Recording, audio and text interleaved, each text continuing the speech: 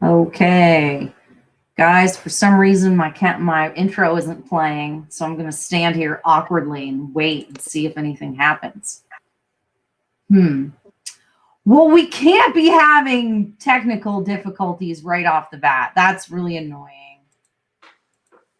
All right, well, now you're not going to get to experience the amazing opening, Mary. I'm sorry. It's really funny. If I can get it to play after, I will. We're just going to skip that for now. Hello, everyone. Welcome.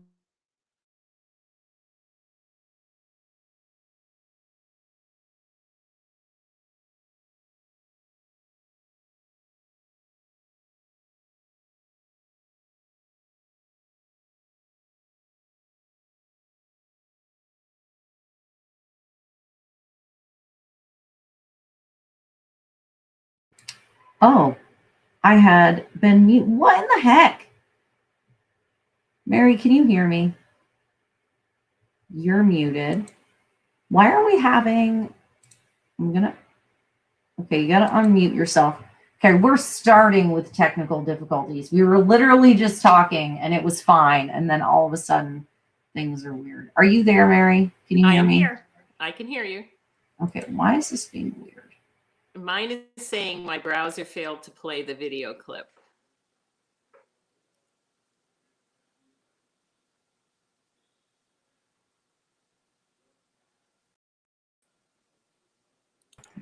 Here we go. What in the heck, ladies and gentlemen? Now I'm mad. All right, Mary, can you hear me? I can hear you and I can see you. All right. Praise God. All right. Maybe we're going to get through this. Seriously, y'all, we log in early for like 30 minutes and talk and warm up, and everything worked fine until we went live. I love technology. So, Mary, how are you? I'm well. Thank you for having me on your show, Eric. Excellent. Excellent. Everyone, in case, I don't know if it was playing or not, now I can't tell. So this is Mary Beerworth. She is the Executive Director of Vermont Right to Life. And I'm super excited to have her on tonight to talk about abortion going in our Constitution. Abortion going in the Constitution, that being the thing, but also just generally, what are we seeing and what kinds of things are we dealing with in government and corporate corruption around the abortion industry? So this is not meant to be a morality conversation about abortion itself. We may have some conversation about that. But this is really, what place does it have in the Constitution? What kinds of things are we seeing as being a problem in Vermont in the way that the industry is run?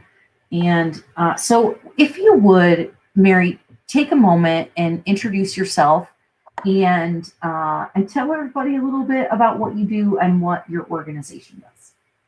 Well, I'm the Executive Director of Vermont Right to Life. I've been at this starting as a volunteer in the early 1980s and became the Executive Director, a full-time position, in 1996. So this is coming up on 25 years of trying to promote respect for human life from the moment of conception. And I know people think that the Vermont Right to Life Committee is only about abortion, but we have from the earliest days always defended the right to life of those who are unborn, the newly born, especially the disabled newly born at risk of infanticide, and the elderly at risk of euthanasia at the end of their lives. And so it's a really comprehensive seeking legal protection for the most vulnerable among us.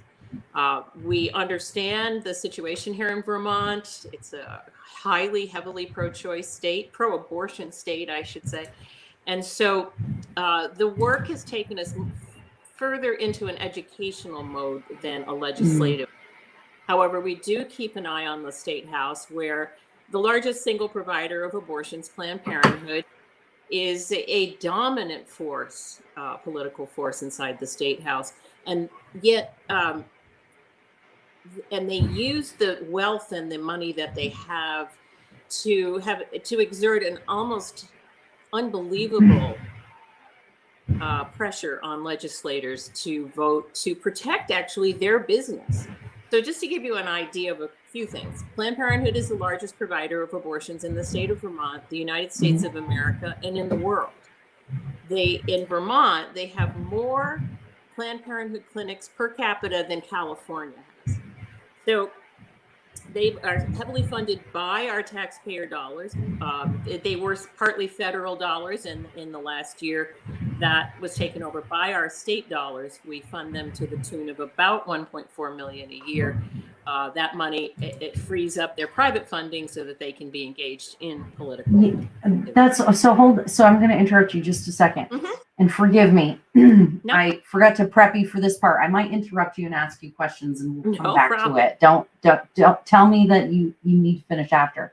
So we give 1.5 million in Vermont taxpayer dollars, not federal dollars, but Vermont taxpayer dollars to Planned Parenthood. Didn't they spend almost $500,000 running someone against Phil Scott a few years ago?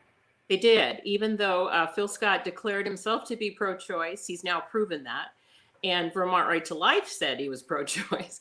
And yet they hammered down on him because once upon a time, Phil Scott had supported notifying the parents of a minor daughter before she had an abortion.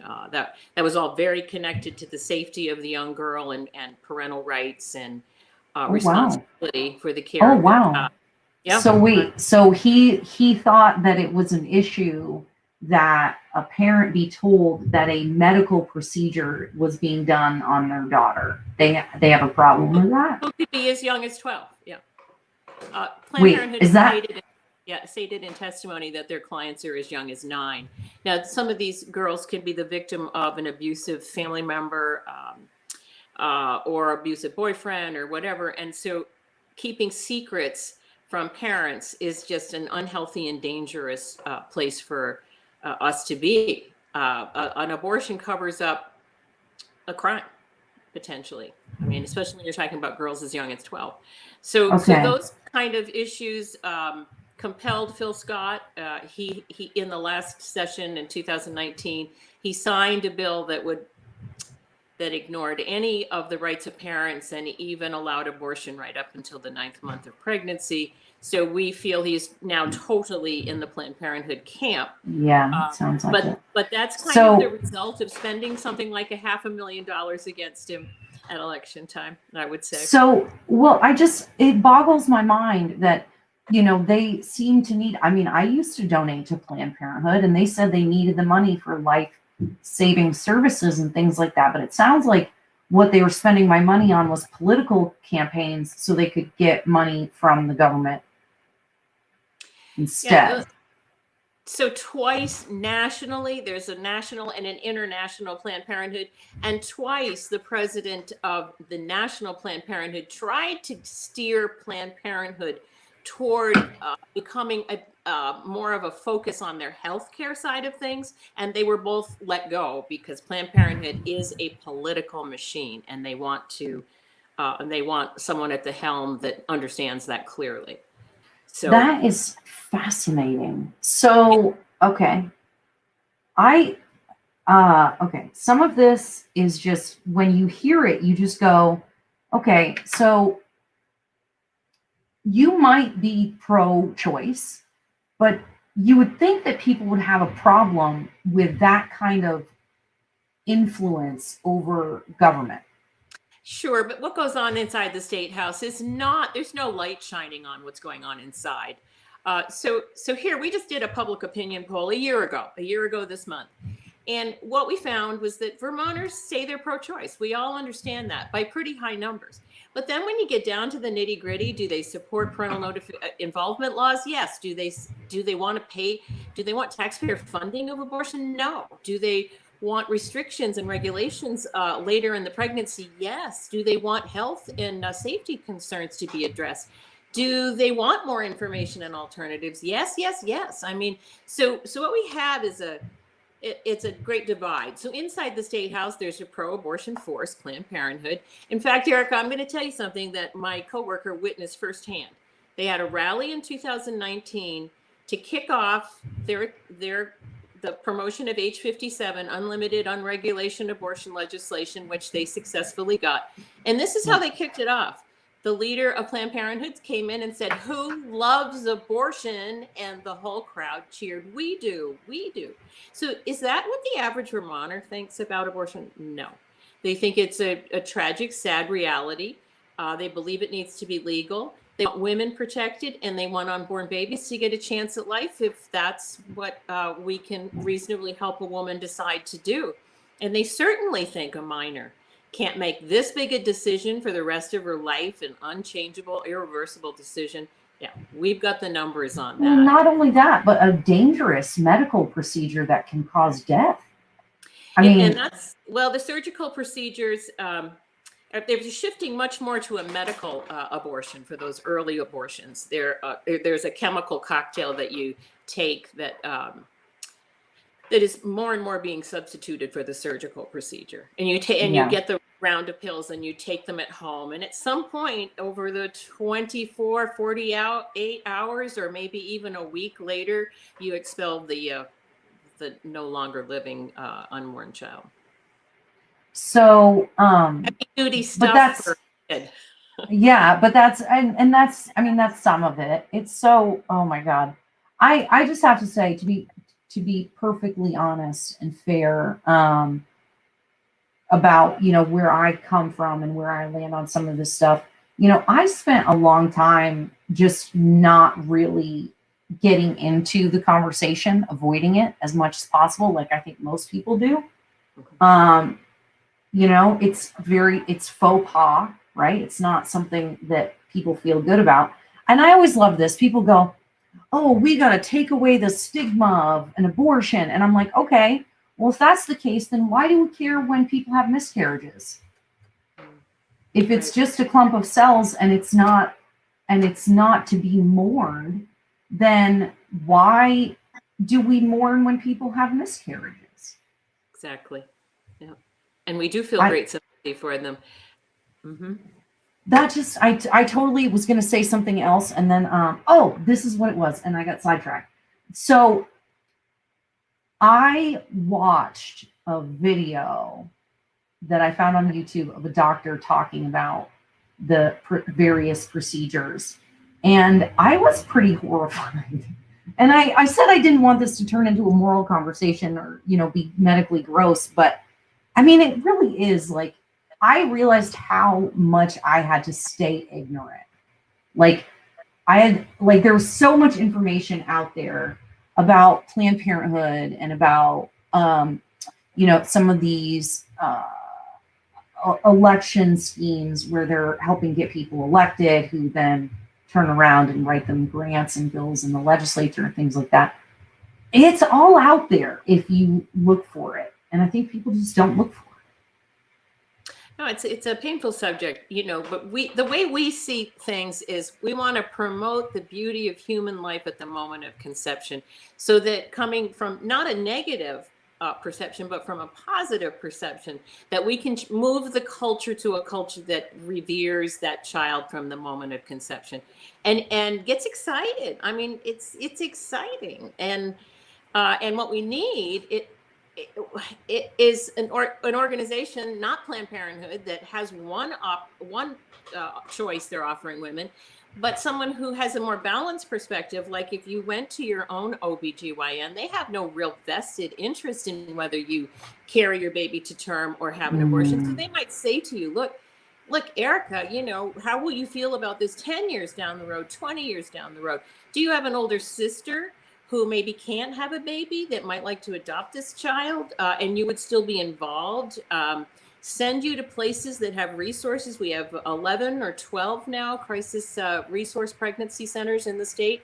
And they really, oh yes, and it's all without any taxpayer funding. So what are we doing? Why are we funding the organization that offers one choice? So wait, hold on. Yeah. Okay, I'm sorry. Hold on. I shouldn't have interrupted you. I feel like you were just gonna like drop a bomb there. So we don't give any money to pregnancy resource centers, That's right. but we give 1.5 million to Planned Parenthood alone. Yeah, well, that's what this. So when Sandra Day O'Connor, who was a former, member of the Supreme Court US Justice, Supreme yep. Court, yes, she said in I believe it was Planned Parenthood versus Casey. She said states have the right to prefer childbirth over abortion in public policy. And very clearly, and it's actually been stated, Vermont has decided to prefer abortion over childbirth. So is that how most Vermonters really feel? I don't think so. I think, isn't there something that has already had to be apologized for in the state of Vermont that sounds something really a lot like that? For the state sanctioning of the eugenics project, which is a whole talk I give if anyone wants to have a speaker. But it started with trying to cleanse the gene pool in Vermont. And so families were broken up, largely minority families, French Canadian missionaries, Abenaki tribes, and they were rounded up and put in all these different various state run programs and homes, and their condition of their release was that they would be voluntarily sterilized. Well, Margaret Sanger, the founder of Planned Parenthood, was instrumental in that program. And here in Vermont, she had direct ties to Henry Perkins, who was the UVM guy who promoted all these eugenics programs and is now UVM has had to apologize for not only his involvement, but for the money and all the services they used to back him up as he broke up these families, and all in the spirit of these sort of tribes and people were less than. We didn't want their progeny because they were, and they all had one thing in common. I do want to say this. They were from various backgrounds. They were called gypsies. They were derogatory names were identified by state government officials, but they did have one thing in common. They were all poor. So it was this white, wealthy, privileged people deciding who was going to live and who was going to die. And Planned Parenthood has never apologized for their connection to that eugenics project or for their founder, Margaret Sanger. That is amazing. And this is, you can go to the UVM eugenics, look up UVM and eugenics, and you'll find Margaret Sanger's communications with Henry Perkins, and this whole thing is all documented. Oh my God. Yeah, well, once the project fell apart and was exposed as phony science, and the horror of it all came out, members of the eugenics project packed everything up in boxes and stuffed it in an attic in the UVM library. And two researchers came across all of the proof of what had really happened.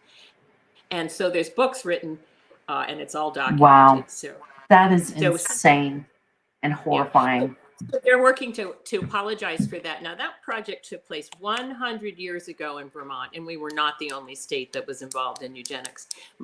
Some of the other states have apologized. So we're overdue for apologizing. But our stance on that is keep the paperwork, because in 100 years, you're going to be apologizing again. Oh my gosh, that is wild. I have said, I don't want to get off track. Maybe we'll come back around. I was going to say, I'll say it. I don't care. I'll say it. So I went, I've had arguments with folks who think that we should defund the police. And they say to me, well, don't you know that it was founded for racist reasons? And therefore we should, dismantle the whole thing. And I go, okay, well, let's say, okay, now can we do that with your thing too? And they go, what do you mean? And I said, well, Planned Parenthood was founded by a vicious racist to kill Black people and brown people. So should we defund Planned Parenthood? And they just were like, oh my God, you suck. You screw you. And I was like, I'm just saying. If we're going to have that logic, what's that? I have an interesting thing to share with you. I had a call from a UVM student who's pro-life, and she wanted to challenge the other side to a debate on abortion. And so I said, sure, we'll get you a speaker. I'll do it, whatever. Ask him, set it up. Well, the answer came back from the pro-choice, pro-abortion side. We can't have a debate because there aren't two sides.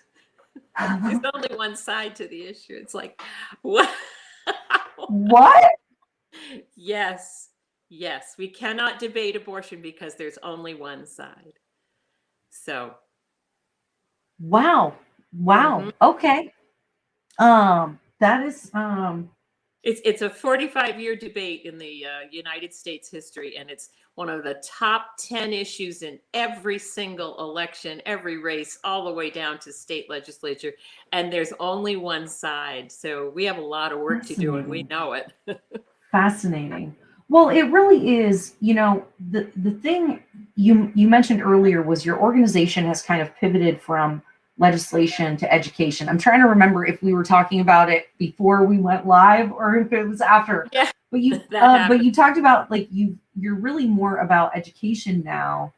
And yeah, no, and it's always been. We've had two-pronged approach. We've Okay. kept it in the legislature with a 501c4, the Vermont Right to Life Committee, and we've had for decades now a Vermont Right to Life Educational Trust Fund, which we put on conferences. We're at all the fairs. We have outreach chapters, and that's all part of the educational trust. So it's always been a two-pronged approach. I feel like that's really important to do if you're going to fight the culture.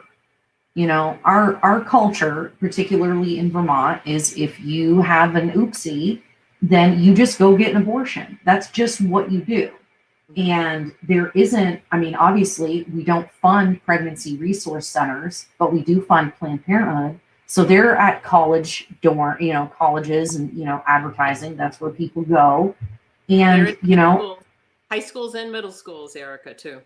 Yeah. So, I just think about, my own personal experience. I had an abortion when I was younger. And if I knew then what I know now, I would certainly have made a different decision.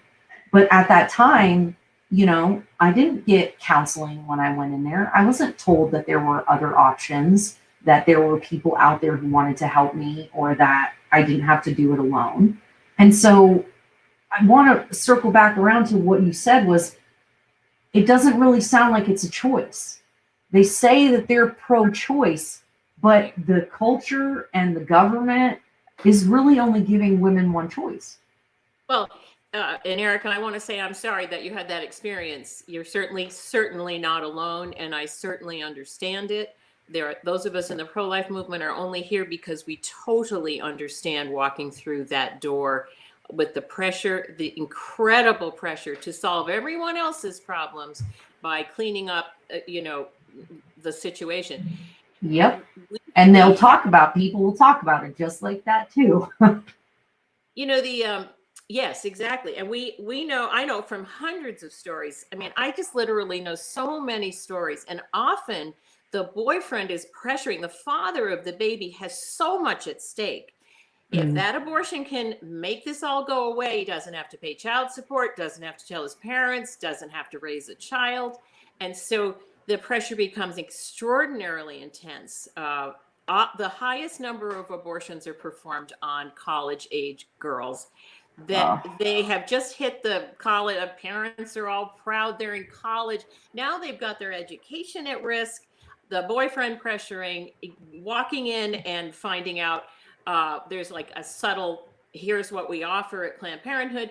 And here's the thing that's sad to me is that there are states, Massachusetts for one, where they have programs on the college campus so you do not have to sacrifice your education. They provide housing and daycare and help for you to have that baby and finish your education. So wouldn't that be a novel idea for Vermont? Wow. Yeah. And we have something like that with the Lund Family Center. They are excellent at counseling girls who have decided to carry their babies. They provide a lot of resources and adoption services. That's awesome. That's a whole nother topic about, and Vermont Right to Life was part of working to change the adoption laws so that it's it's not punishing for a person to decide they want to give their baby up for adoption. They get to write how they want that adoption to look. Do they want pictures? Do they want to see the child? Do they want, do they want to keep it private? You could absolutely say, I don't want anything to do. I'm going to give this baby up and I don't want to have any contact. So there's lots of new ways, but we don't seem to ever have those conversations with girls at the panic point that they're at when they have to make this decision. Well, and that's such a good point. When you said a panic point, right? Because I know I definitely felt panicked. I definitely felt like this was a life-altering decision, and I was terrified. And like a lot of women, I'm sure, say, I was with a guy who was not a good guy, which, nobody was talking to me about why I was dating a deadbeat, but that's another story. Be alone. You're not alone. You're like, oh my God, what am I going to do? All this stuff. So you're actually making a decision under duress. That's exactly. And so you're making a decision under duress. Oh my God. And then they let children make that decision under duress. Oh my God. Okay. Alone. Oh my God. I'm going to have a heart attack. Okay. So, yeah. So I do want to say of all the women I've talked to that the ironic thing is that nearly every story ends with saying, Mary, I just felt I had no choice. So why are we promoting choice? And then women are coming back years later saying, I just felt I had no choice. That breaks my heart. And I'm going to spend the rest of my life working to change what we're looking at here. Yeah. So I'll give you some good news though, Erica, because I think so. When I first started in the 80s, the number of abortions here in Vermont were at 3,500. And that number today is down to 1,155. Are you serious? No, I'm very serious. And that takes into account all fluctuations of population. It is a real drop. And I believe that it's still way too many. Of that 1,100 abortions, Planned Parenthood does 90% of those abortions. The hospital does some, and then there's a couple of doctors' offices. But primarily, Planned Parenthood has a monopoly on abortion business here. Is that why they're going? Is that why they need to be enshrined in the Constitution? They're like, dang it, we're doing 2,000 less abortions. We need to put it in the Constitution. Well, so we H57, which already shielded the abortion business from any government oversight. We will not know under H57 what's going on inside of an That is not what it says. That is not what it says. Oh yeah. It's an unregulated, unlimited abortion throughout all 9 months of pregnancy. So we already have that in statute. Wait, but they're not regulated? Wait, you got to go back to that part. What is that? What? Yeah, Planned Parenthood may well have their own regulations as like a chain of abortion clinics. Like if you were to get a McDonald's franchise, you would, But there's no state oversight. No, none. Wait, there's no state oversight? Like, you mean like an architectural board or like the AICPA or I don't know. There are no state. There's no. We had 10 amendments to H57 that there would be an ultrasound, that there would be health and safety standards, that parents would be notified, that earlier you and I talked about Patricia Blair and a fetal homicide law, which 38 other states have. So if someone comes up to a pregnant woman, punches her in the stomach, kills her baby, there's criminal charges for killing the baby. Again, poll numbers show total support. That was rejected on the floor of the House. Wow, we can't even agree on that. I mean, a mother chooses to have her baby. One of the saddest stories of all, if you look up Bennington babies in Vermont, look up Patricia Blair. She lost her much loved, already wanted, loved twins at 25 weeks because a driver who had already had a prior record of driving impaired on drugs smashed into her car, forcing the steering wheel into her stomach, and her beautiful, viable babies were killed. And so that prompted a discussion in the State House of whether we could exempting abortion, but charge someone with a crime who caused the death through negligence or homicide of wanted unborn babies. And Planned Parenthood stepped in and they refused to do anything. And that was in 2009. Patricia Blair. This is what is okay. So Well, this is one of the things that I talk to people about, and I say the abortion bill literally removes the personhood status of an unborn baby. And so now, and no one, and people are like, no, it doesn't. That's not true. And I'm like, yeah, it is. It's in the freaking news. There's a story about it happening. You can go look it up. And they're like, no. And I'm like, yeah. Like, you can be for, I think what most people in general, and you can correct me, I think most people are like, first trimester abortion, okay, fine. When you can go take the pills and, you can't really tell it's a person, then it's okay.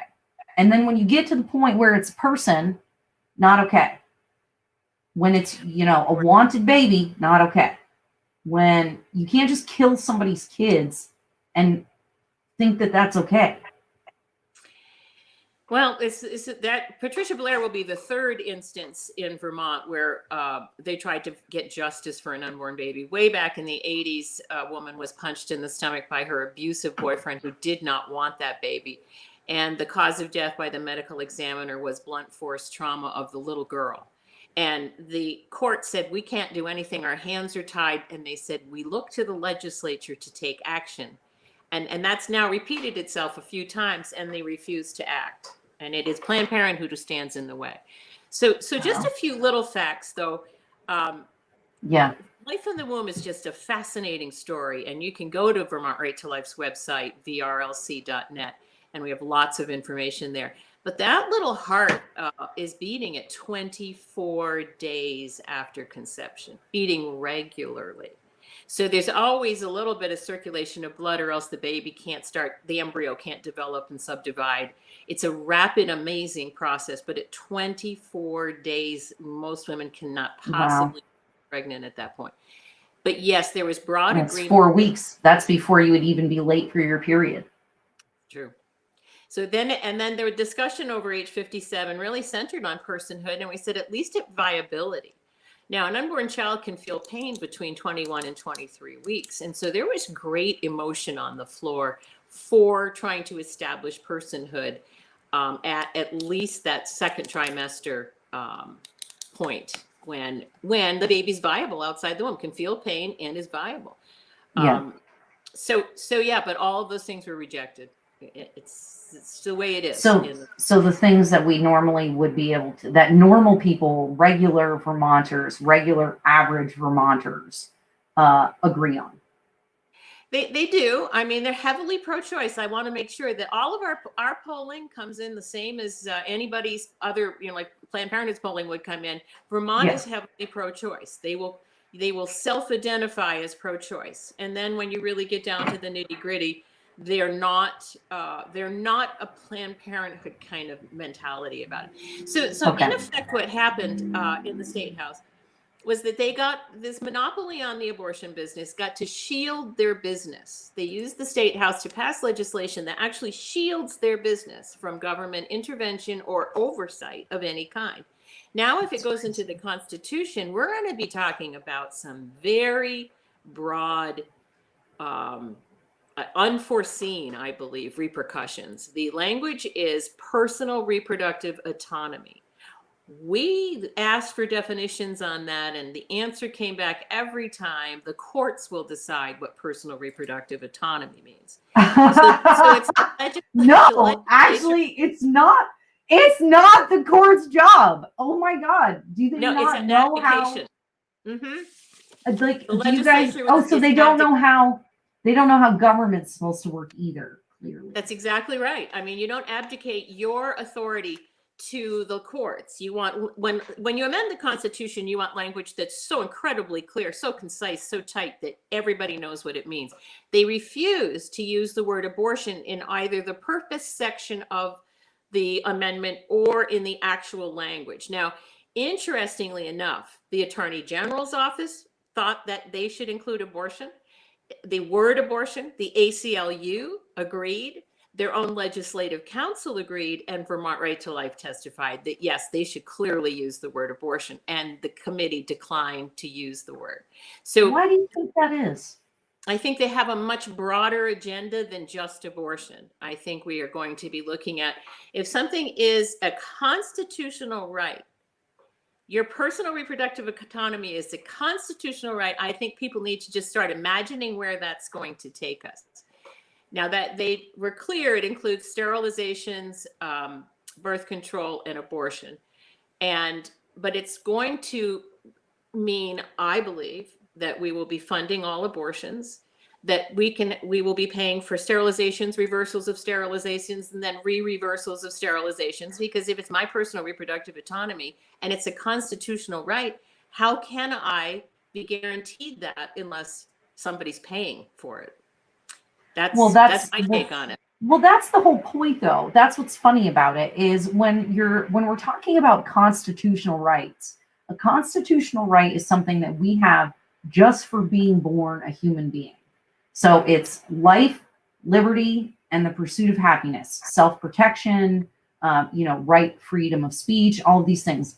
And all of those rights that are enumerated in the Constitution are not things that someone has to provide for me. And when you say that an abortion or any of that stuff is a right, well, you're actually talking about something that you have to take from someone else to give it to you. So how is that even, that's not even something that should be in the Constitution. If you have to take from someone else to give it to you or to give it to take it for yourself, that is literally the antithesis of a right. And I can't. I know it's hard to wrap your mind around, but I want people to understand that you're going to see, all you're going to see on your ballot in November of 2022 is this short phrase that includes personal reproductive autonomy, and it's going to look like, yeah, sure. So it's going to take. That's why they're going to do it. That's why they don't want to be specific. That's exactly right. And they have a larger agenda that they're looking for. Now, that's interesting. If you have the other thing that they include very clearly is that you have the right to have, you have the right to become pregnant when you want to be. Well, some people can't be pregnant when they want to be. So what are we going to be paying for there? How can you guarantee any of these things? and I think also it's going to take us places and they said that in committee. So we transcribed a whole lot of the testimony, and they very clearly said, Planned Parenthood most recently said, but one of their spokespeople, that the meaning of personal reproductive autonomy is something that will be up for discussion for lawmakers and the courts for decades to come. That's an irresponsible use of a legislator's vote, because if they don't know, if the public is going to have before them something they can't understand the ramifications of, then it's irresponsible to put it there in the first place. This is all wild to me. It's all just wild, Mary. Like, I just can't even. So here is the thing. Okay, some of the stuff I just like hurts my brain. Okay, so we've got. So they're gonna try to put this thing in the Constitution. They're being intentionally vague so that when people go to vote for it, of course I want personal reproductive autonomy. Yeah, exactly.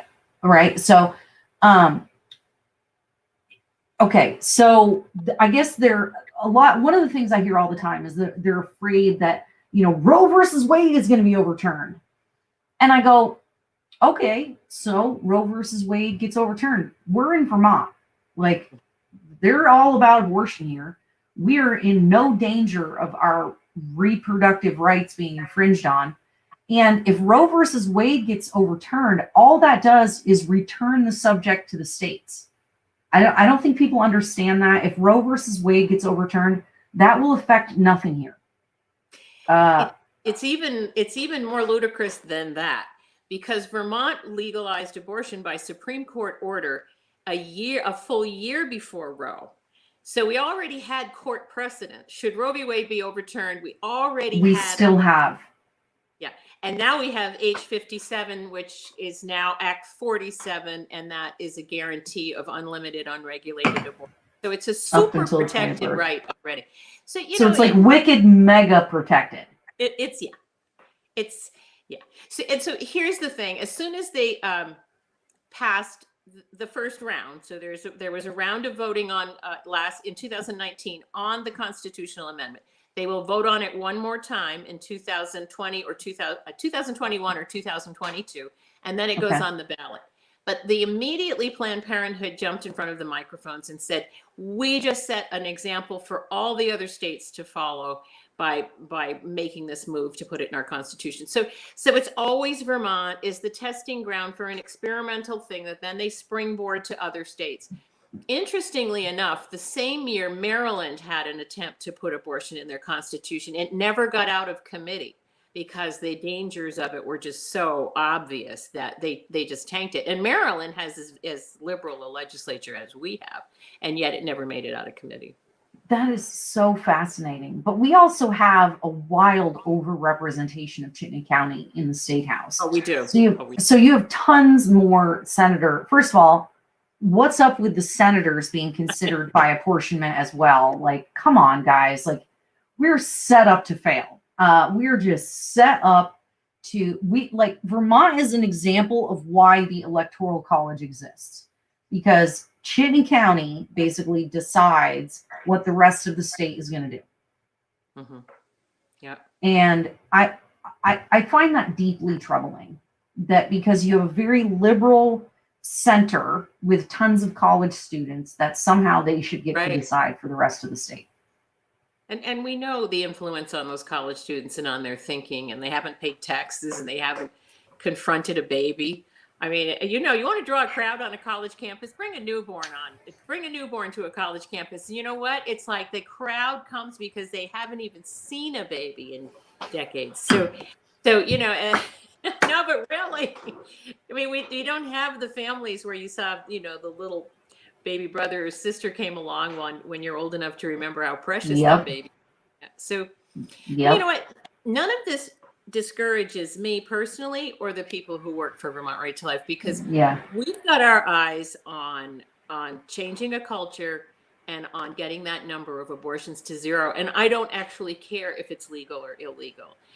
If Planned Parenthood could go out of business, I would be thrilled. And I think we would have a much more balanced, I think it'd be better for women, better for their babies, if this political nature, this not healthcare organization was not the first place troubled kids turn to. See, and that's the thing. You said the most important thing, which is getting the number of abortions down to zero, because that is the goal, right? Okay, yeah, sure, you would like Planned Parenthood to go away, right? Obviously, because you would say, of course, you would think that. But really, it's about how do we prevent people, families, women, girls, and the fathers who often get overlooked in these conversations. Mm-hmm. How do we make it so people don't have to have that decision ever again? Like, what if we took all of that money, that $1.5 million that we give to Planned Parenthood, and put it into programs for young people to help them build self-esteem and feel good about themselves, and not feel the need to start having sex when they're teenagers and whatever, to feel something, to feel loved, and But it is Planned Parenthood in the schools preaching a very edgy sexual education. Once upon a time, they had a pamphlet out in California where sex is nature's way of saying hi. This casual idea about sex, when kids need to be focused on their careers, focused on being a mission-oriented, do something for your community. Instead, they're getting into terrible relationships and too early sexual activity, which leads to then when they break up, they're too young for these emotions, and they wind up in drug abuse, alcohol abuse, self-esteem problems. Why are we doing this? The judgment portion of a child's brain isn't developed until 21, isn't even finished developing until 21. So we are asking 12, 13, 14, they're having sex in these middle schools. I'm telling you, it's really crazy out there. And there's not really an effort to present another way forward to them. The shows that, the TV shows are all highly. Oh my God. Oh my God. Mary, I'm sorry. I didn't think I was a prude until I like, there's, my husband does action films and stuff like that. So when a new program comes out, he will see what it's about. Like, so I don't know, like witches, or I'm not going to be able to remember any of the names of it, but it's all like witches and stuff. And it's like I was like, aren't these supposed to be teenagers? Why am I watching them have sex on the television and they're teenagers? Okay. In this show, they're supposed to be teenagers, right? Yes. And they're having sex in the show. And it's like pretty graphic. Like, and yeah, that's what, but I'm watching teenagers have sex and nobody thinks that's a problem. And the only thing they're focused on, Erica, is that if she gets pregnant, they get an abortion for her. I mean, the parents need to understand the damage here. It goes way beyond a pregnancy. It goes way beyond getting her on the pill. This is just all upside down and backward. And like you said, I don't feel like I'm a prude, but come on, what are we teaching our kids? This is insanity. And in some of the Chittenden County schools, Planned Parenthood sets up peer educators in South Burlington and Burlington, and they're there encouraging kids to go to Planned Parenthood. It's like a feeder program. So is anybody in the schools talking to them about why, like, I don't know, abstinence would be a good idea? That's just considered a joke. And even, and abstinence has become a word that's like, but delaying until you can be responsible, delaying until you have your education, you've chosen your careers, you're thinking ahead and you're more mature and not with some guy that you're never going to be with in the future. We can't even talk about delaying. That's what's going on right now. That's amazing. Okay. So, that's crazy. Oh my God, I feel so bad for all of my friends who have kids. I do too. I really do. It makes me sad because, these great little cheerful, lovely kids, they reckon their own futures. This is not good. It's just not, it doesn't build healthy lifestyles. So before I forget to ask this question, and forgive me if I've already asked this, or I think we got derailed a little bit.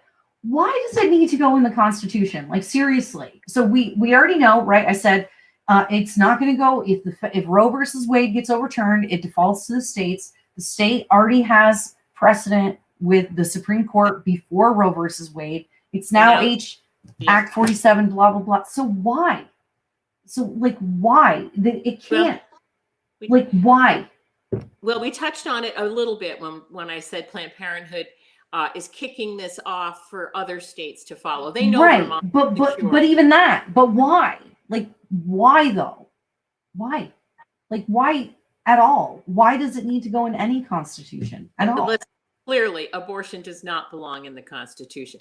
It's against science. We are now backing up viability further and further and further. We keep babies alive routinely who are miscarried or aborted at 21 to 23 weeks. That's going to keep pushing backward. We have saved babies that are smaller than the size of a Coca-Cola can. One little girl is smaller than a Big Apple, and she is gone home from the hospital. Not in Vermont, but there's a famous baby out there who was just this little tiny thing. And so they're on a collision course with science, and it's just foolishness. Wait, science? Yeah. I thought they liked science. Indisputable and undeniable science. I thought they liked science. Sorry for interrupting. Not this science. There's 96% of biologists will tell you that life begins at the moment of conception. There's no other place to put the beginning of a human life. Now, the other 4% are just playing politics. But that is the broadest agreement you will get on anything to do with science, that life begins at conception. So can we treat that with more respect? I am always struck when, and I love animals, and I love people's generous nature toward them. But when I see that folks are volunteering to shepherd salamanders across the road and save turtle eggs, I think, where have we lost any sense that those little babies are our brothers and sisters in the womb. They're part of the human family. They have never been before. They never will be again. It's a unique and unrepeatable human being. And can we put that baby on the scale of somewhere besides right now, which is -0? So, hold on. I'm getting like weird spinning things happening. So, yes, I don't want to run. There literally is more protection for baby animals than baby humans at this point. Oh, absolutely. Okay, let's see what's happening. Okay, it's doing weird spinning. Must be I'm having bad internet or something. Let's see. Okay, the little spinning things have stopped, so maybe it's catching up. I really just don't get the Constitution thing. I just really don't get it. I just don't get it. I literally like. So I would like to say this. So Yeah, it passed in the Senate, 30 members of the Senate, 28-2. Now, but the part of it that, so that means even the Republicans all voted for it. yes. And Okay. I do want to say on behalf of some of the sitting senators, when it's a form of arrogance to say, I'm not going to let the voters have a shot at voting on this. So if we're, as you know, because it's going to go to the voters, it's going to be on our ballot. Now, they rushed this out of committee. They worked on this language with the Attorney General. They had like the Attorney General on retainer for the whole summer of 2018, and they worked on the language. They changed, once they got into the State House, they changed it. We provided some excellent testimony from national experts. And a half an hour before it was supposed to be on the Senate, submitted for notice on the Senate calendar, they made a final change. So there was no time to really look at the language and really study the repercussions of the final language. So we're going to be working really hard to point out that now, yeah, okay, fine. You thought maybe it was generous to let the voters have a chance to decide, but it's now, when we really look at it, it's irresponsible for them to vote yes again on this legislation. So we will be working hard. That's very interesting. So, and I forgot to say, if anybody's watching and you have any questions or comments or anything, please feel free to write them in the chat box. Let us know. We can talk about it. I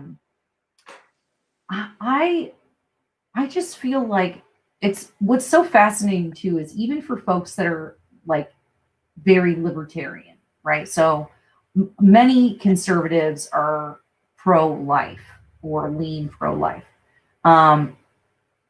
But not all conservatives do. Libertarians often are pro-choice. And I think that's why we have why it's like not a big deal here, because whether you're a liberal, or a libertarian, which Vermont culture is very libertarian, you just kind of want to leave people alone, like leave me alone and I'll leave you alone. And actually, yeah. Oh, go ahead. Well, actually, in our polling, the independents track very much along with what I was saying. They call themselves independents, but they are pro-choice, but they still want some sensible regulations and oversight on what's happening. So there's that same sense that you'll see it not ever so much with Democrats, down in like the low 30s for some of the restrictions and regulations, but Republicans much higher, and independents are right there. So that's really interesting. And I guess it just still shocks me so much because there's so many people who would rather just not have the conversation, liberals, independents. It's tough. And so that's why make such a big deal? Well, we're gonna see this. Do they just count on people being, and I'm gonna be really rude here right now. Do they just count on people to be not paying attention? Is that what this is? Because I would think that if most people don't agree with that stuff, right? If most people are not for full-term abortions, if most people are not for letting 9-year-olds get an abortion without their parents' permission, why on God's green earth would you make such a huge deal? And well, remember, they didn't use the word abortion. They used personal reproductive autonomy. So it's going to be our job to tell them what that really means. And Erica, we're going to take that as a huge opportunity to have a conversation with as many households in Vermont as we can. And we're going to try to bring that unborn baby into the picture and stir a conversation that maybe saves more lives. Win, lose, or draw, we're going to use it at our opportunity to, they want the conversation, let's have it. Let's have it. That's how I feel about it. Well, and that's be very costly, but even with the I'm not going to lie, the H57, or what is it, Act 47 now? Yeah. That actually made me not pro-choice anymore. I'm not going to lie. I moved home, and it was the reason that I decided to get involved in politics in Vermont. Because I had tried, even as a Christian, to maintain being pro-choice and supporting Planned Parenthood. Because when I was in my 20s, I was diagnosed with severe cervical dysplasia, and it was diagnosed at my regular PAP at Planned Parenthood. And that's just where you went for your annuals and, this and that and whatever. And I just remember, like, that was life-saving medical care. Right. And then they got me a grant that paid for the surgery and all that stuff. And I thought to myself, and so I still had a high opinion of Planned Parenthood because they had provided me life-saving medical care. I mean, I basically had cervical cancer, and both of my sisters have had it. It's hereditary, apparently, or maybe because my parents smoked. I don't know. Mom, sorry, I love you. That's what the doctor said. Don't feel bad. But so I tried to maintain, even after I became a Christian, even after I had done the Save One class at my church, to, come to terms with my abortion, because I did regret it, and I did feel bad about it, and I did want to figure out how to deal with that. So I, went to like a grief class, and then I moved back to Vermont in 2018. And I found out about the new bill, and that it allowed for abortion up to the point of birth. And it was all of this other stuff. And I just thought, like, y'all have lost your minds. This is too far.